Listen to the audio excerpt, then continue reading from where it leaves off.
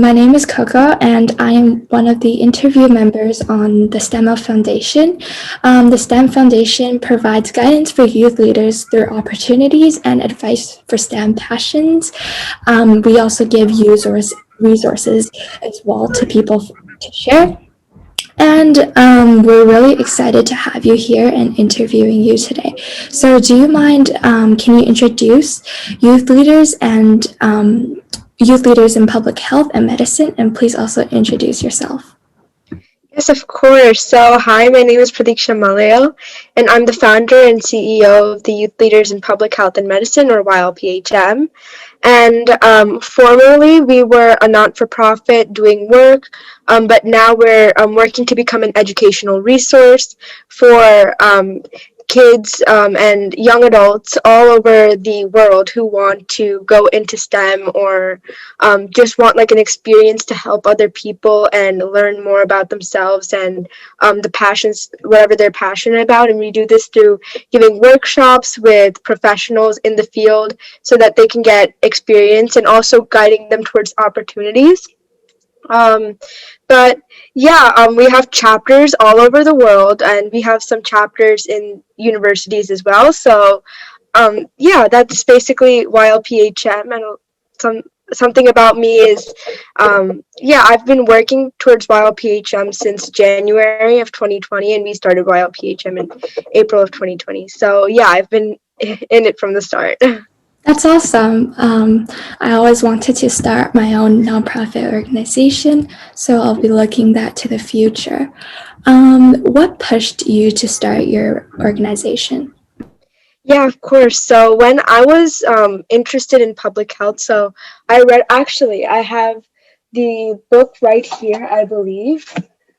Here it is, Being Mortal by Atul Gawande. And this book was actually like one of the driving like forces for me to like get interested in like medicine. And I also read another book called Half the Sky, and that got me interested in like maternity health and also just the like public health in general and how I could help others through my interests of science. Like I knew that I liked biology. So once I knew that I was interested in public health, I sought to learn more about it. And the way I did this is I searched for opportunities for youth. And at that time when I was looking to start YLPHM which it was in like the end of like 2019, I wasn't able to find any public health youth nonprofits or youth initiatives that were in my area or were sizable and had a good foundation.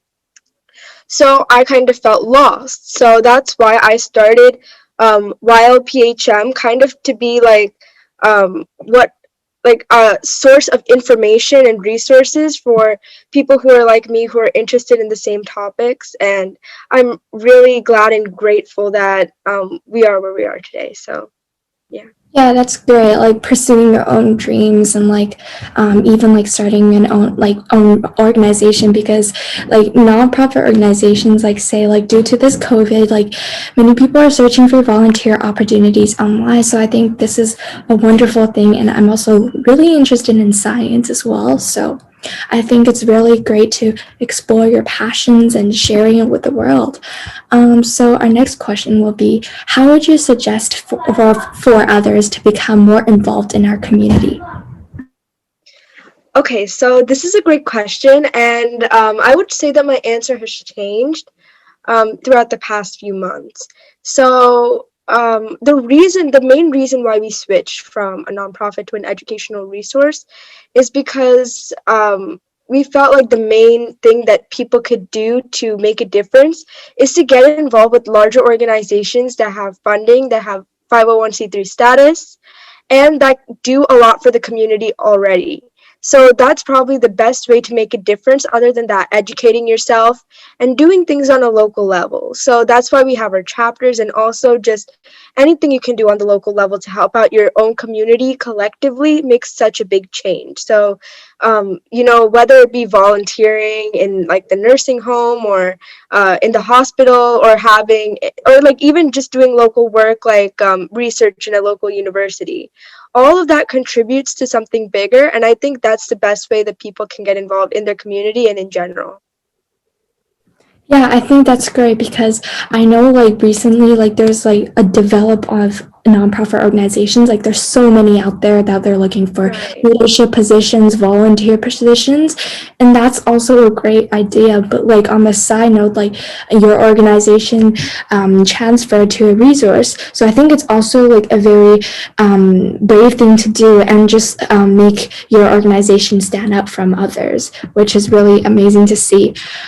So, to those who are interested, how can they join your organization?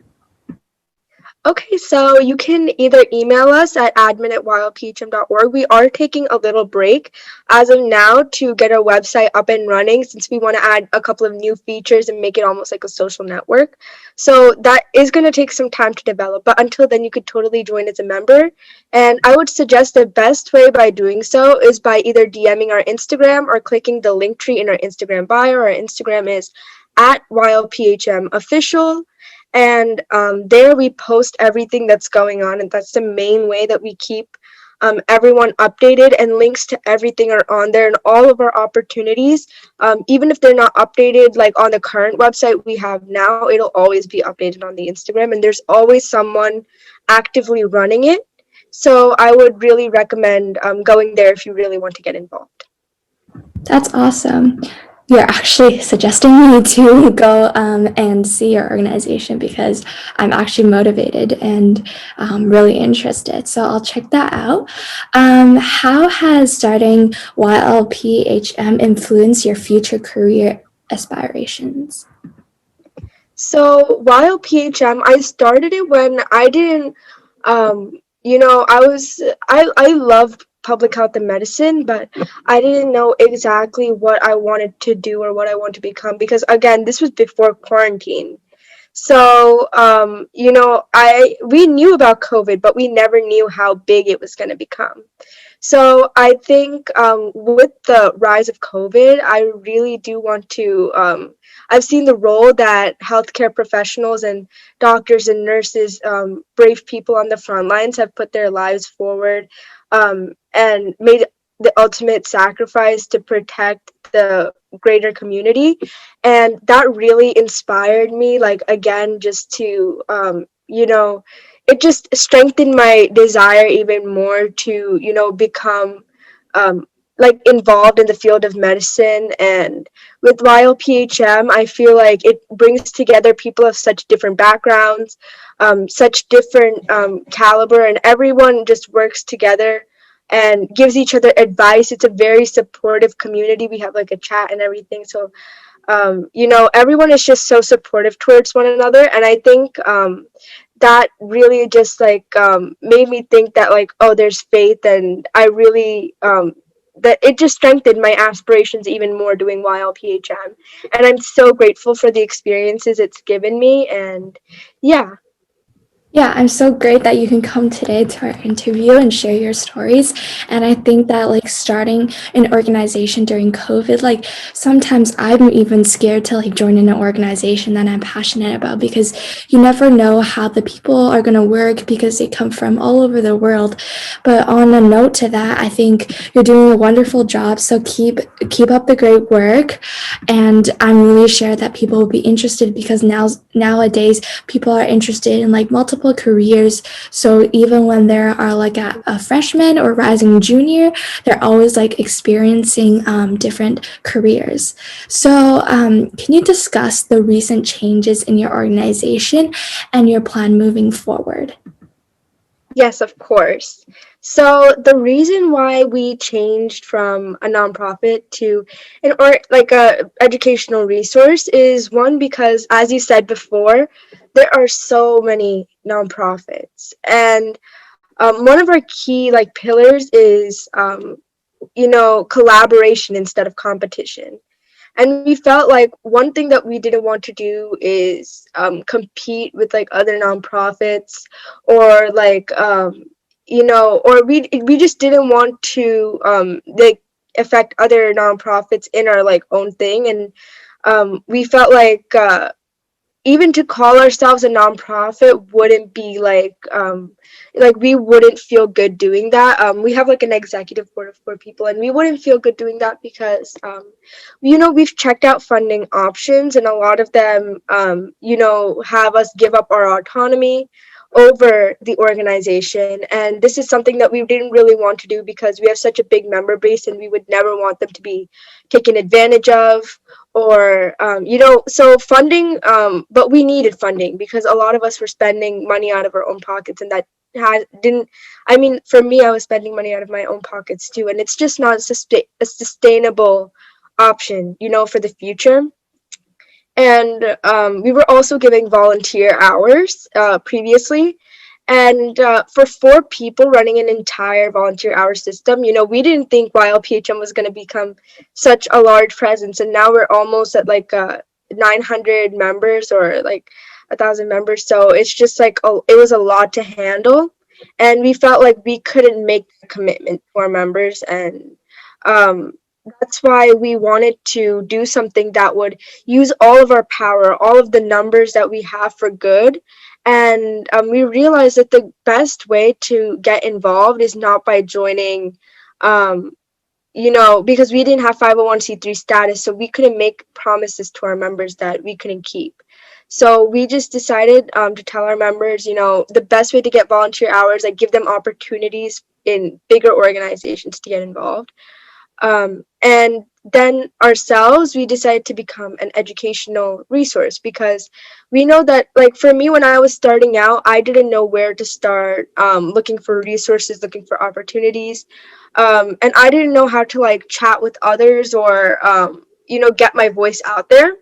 So I think that creating these opportunities and things, an educational resource would be the best way to do so. And I was just inspired by other educational resources out there and moves of other nonprofits as well. And so I just think to create the most effective learning environment, it would be better to transfer to an educational resource. But not a lot of core changes are being made. We'll still have our chapters, we'll still have our membership base, and we'll still be active. And so during this big change, like the executive board is working really hard to make the website, and we hope that it'll be out by March.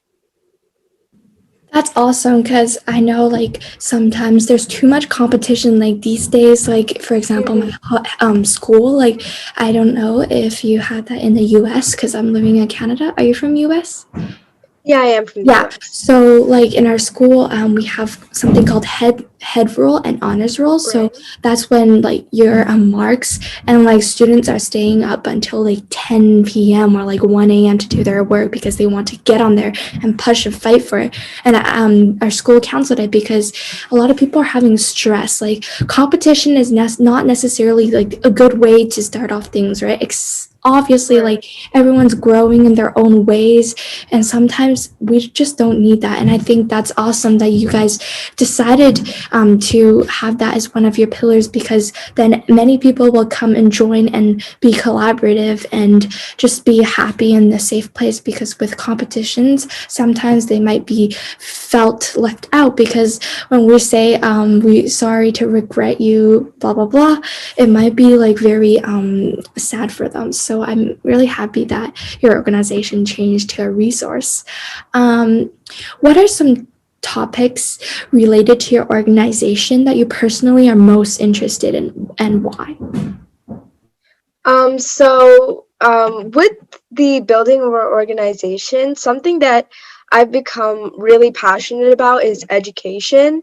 And I say this because we created YLPHM for education to become accessible.